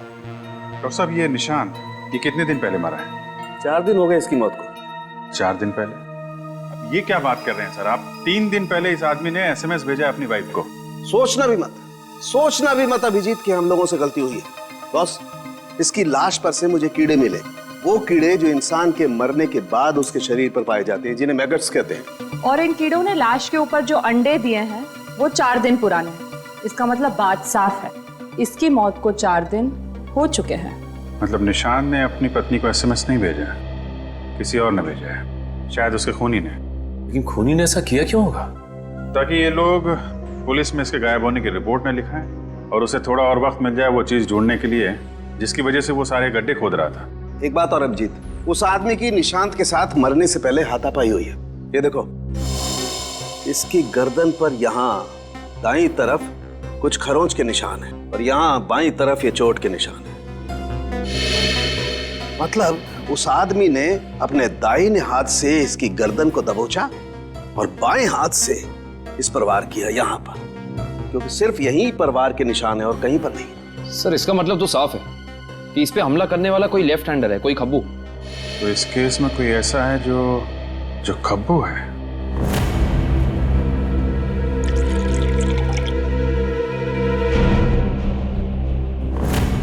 सर दीपक। दीपक? निशांत का दोस्त? हाँ वही दीपक। दोस्त नहीं, दुश्मन। पता लगाओ दीपक कहाँ मिलेगा। नहीं सर, ये दीपक बहुत चालाक निकला। वो जानता था CID उसके घर तक पहुंच जाएगी, इसलिए पहले ही भाग निकला। भाग के जाएगा कहाँ? पकड़ा जाएगा। ये GPS सिग्नल आया? यस सर, सामंत नगर दिखा रहा है। सामंत नगर? वो तो यहाँ पास में ही। सर वो सिग्नल यही हमारे आसपास दिखा रहा है, हमारी तरफ ही आ रहा है सर, लगभग 500 मीटर की दूरी पे। चलो बहुत अच्छी बात है, उसका यही इंतजार करते हैं। Yes sir. कहाँ है लोकेशन? ये क्या सर? सर उसका सिग्नल गायब हो गया सर, अभी तक था अब नहीं है। ये टैप खराब हो गया क्या? जल्दी से कुछ करो वरना दीपक हमारे हाथ से निकल जाएगा। हाँ क्या सर? पर कुछ अलग है सर, ये सिग्नल अब बता रहा है कि उसने T2 सिग्नल क्रॉस कर लिया। T2 नाका? पर वो तो सड़क के उस तरफ 1 किलोमीटर दूर है, पीछे की तरफ। मुझे तो लगता है दीपक ने किसी आत्मा से लिफ्ट ले ली होगी और उसकी अदृश्य गाड़ी में बैठकर गायब हो गया होगा। ओह, अब समझ में आया। वो यहाँ से सबवे से उस तरफ गया, वहां से शायद किसी बाइक या टैक्सी रिक्शा में बैठ के T2 नाका पहुंच गया। चलो T2 नाका पहुंचते हैं।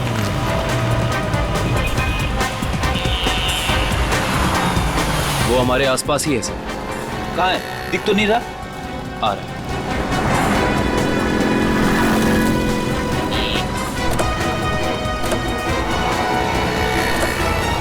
कहीं जाने की जल्दी है? कहाँ जा रहे हो? सर आप लोग? हाँ? कहीं नहीं, घर जा रहा हूँ। बैग में क्या? बैग में कुछ नहीं है सर। खोलो। सर कपड़े हैं सर। बैग खोल। दिखा दिखा। सर कुछ नहीं है बैग में सर। सर कपड़े ऐसे होते हैं?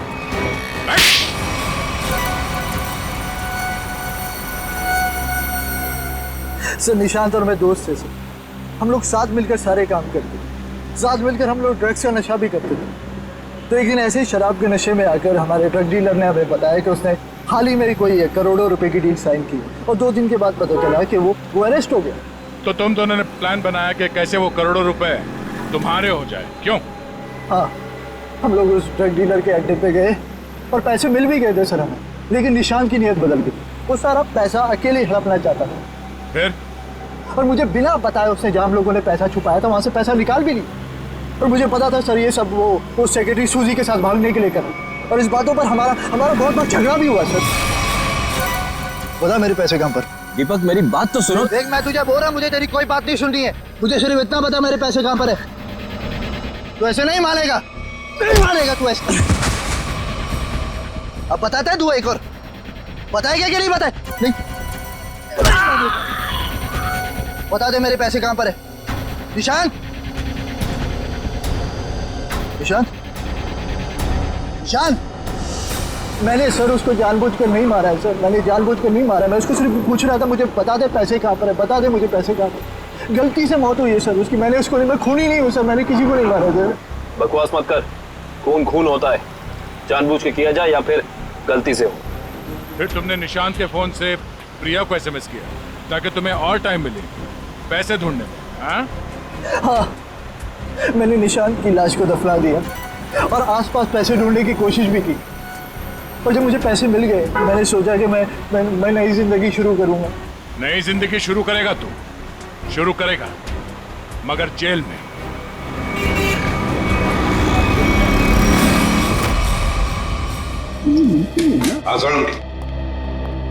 बॉस पहेली तो और उलझ गई है। यार सालुंखे, तू सिर्फ पहेलियां उलझाता रहे, बता कुछ भी मत। बता तो सही मिला क्या है? हेलो बॉस, ऑल्सो बैक्स्टर जहर 3-4 दिन में अपना असर कर देता है। 3-4 दिन लेने में इंसान की मौत हो जाती है, लेकिन निशांत को यह जहर इतनी कम मात्रा में दिया गया कि उसकी मौत इतनी जल्दी नहीं हो सकती। हाँ सर, इसे तकरीबन 20 दिनों तक ये जहर दिया जा रहा था, वो भी बिल्कुल कम मात्रा में, ताकि जब वो मरे तब उसकी बॉडी में यह जहर डिटेक्ट ही ना हो। और हमने उस ड्रग डीलर को पकड़ा है 1 हफ्ते पहले, तो कहीं ऐसा तो नहीं कि इस निशांत की मौत के पीछे दीपक के अलावा कोई और ही है? हो सकता है, और ये और कोई कौन है इसका पता देगा हमें एक बार। आओ बस चलो।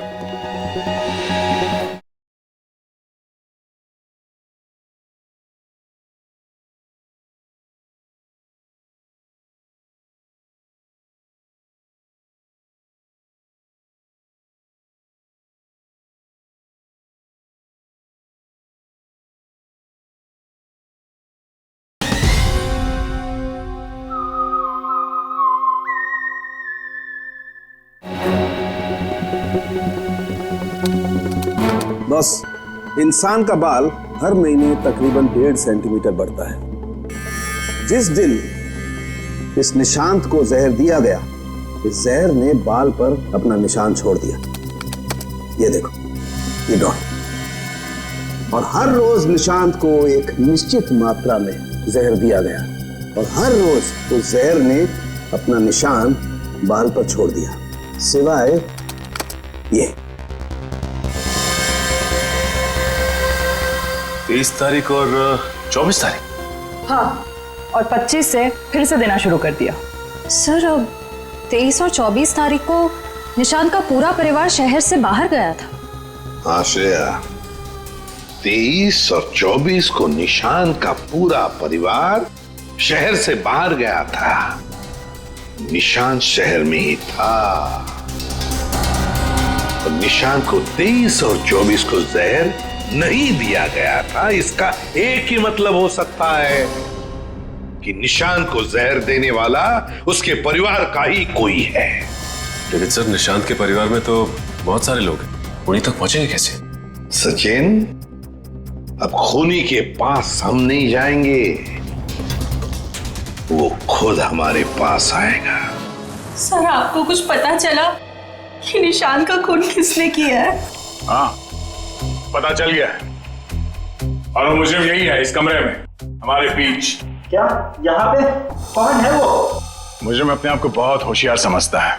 वो ये भूल गया कि सीआईडी के सामने अच्छे अच्छों की होशियारी खुश हो जाती है। निशांत की मौत की वजह है वो दौलत जो निशांत और दीपक ने मिलकर चुराई थी। तो क्या दीपक ने निशांत को मारा है? निशांत को एक ऐसे चालाक दिमाग ने मारा है जिसे लगता है कि उसका भोला चेहरा उसे बचा लेगा, और शातिर दिमाग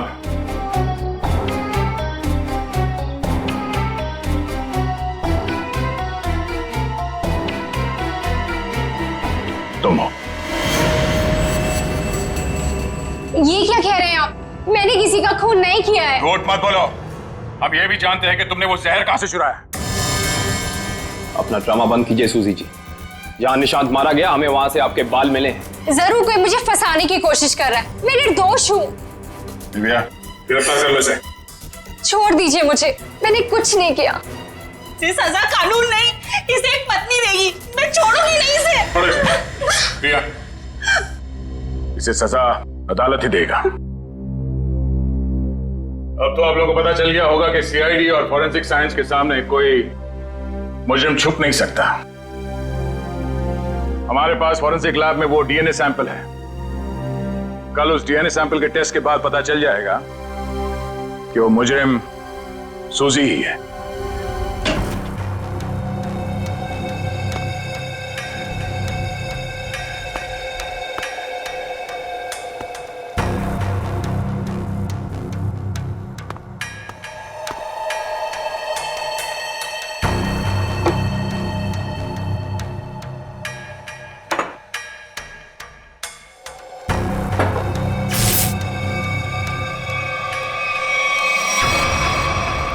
फोरेंसिक लैब ढूंढने में कोई दिक्कत तो नहीं आई?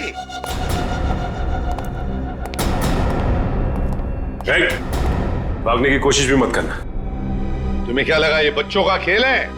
हमें पहले से ही पता था कि सबूत चुराने के लिए तुम जरूर आओगे और आ गए। लेकिन एक बात तुम्हें पता नहीं कि सबूत कोई था ही नहीं। मुंह दिखाई हो जाए सर इनकी। नेकी और पूछ-पूछ।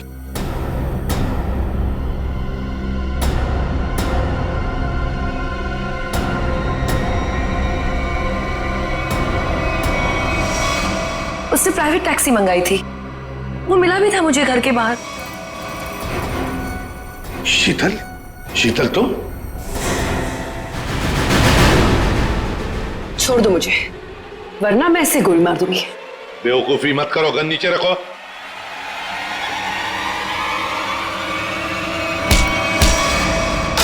सीआईडी को मारना तेरे बस की बात नहीं है।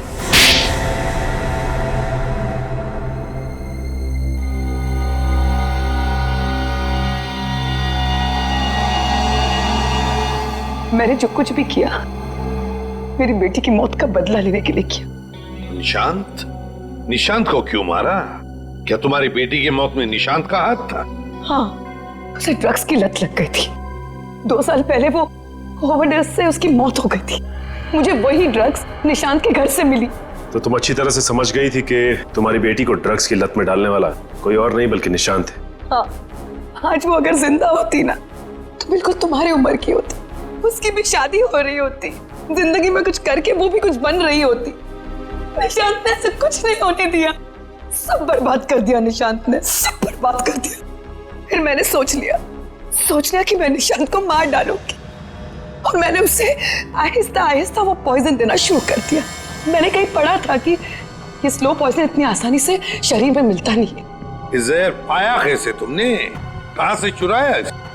मैंने उस लेबोरेटरी के असिस्टेंट से पहले दोस्ती कर ली, उसके बाद पैसों का लालच देकर खरीद लिया। बहुत गलत किया तुमने। शीतल, तुम्हारी बेटी के साथ जो कुछ भी हुआ सही नहीं हुआ।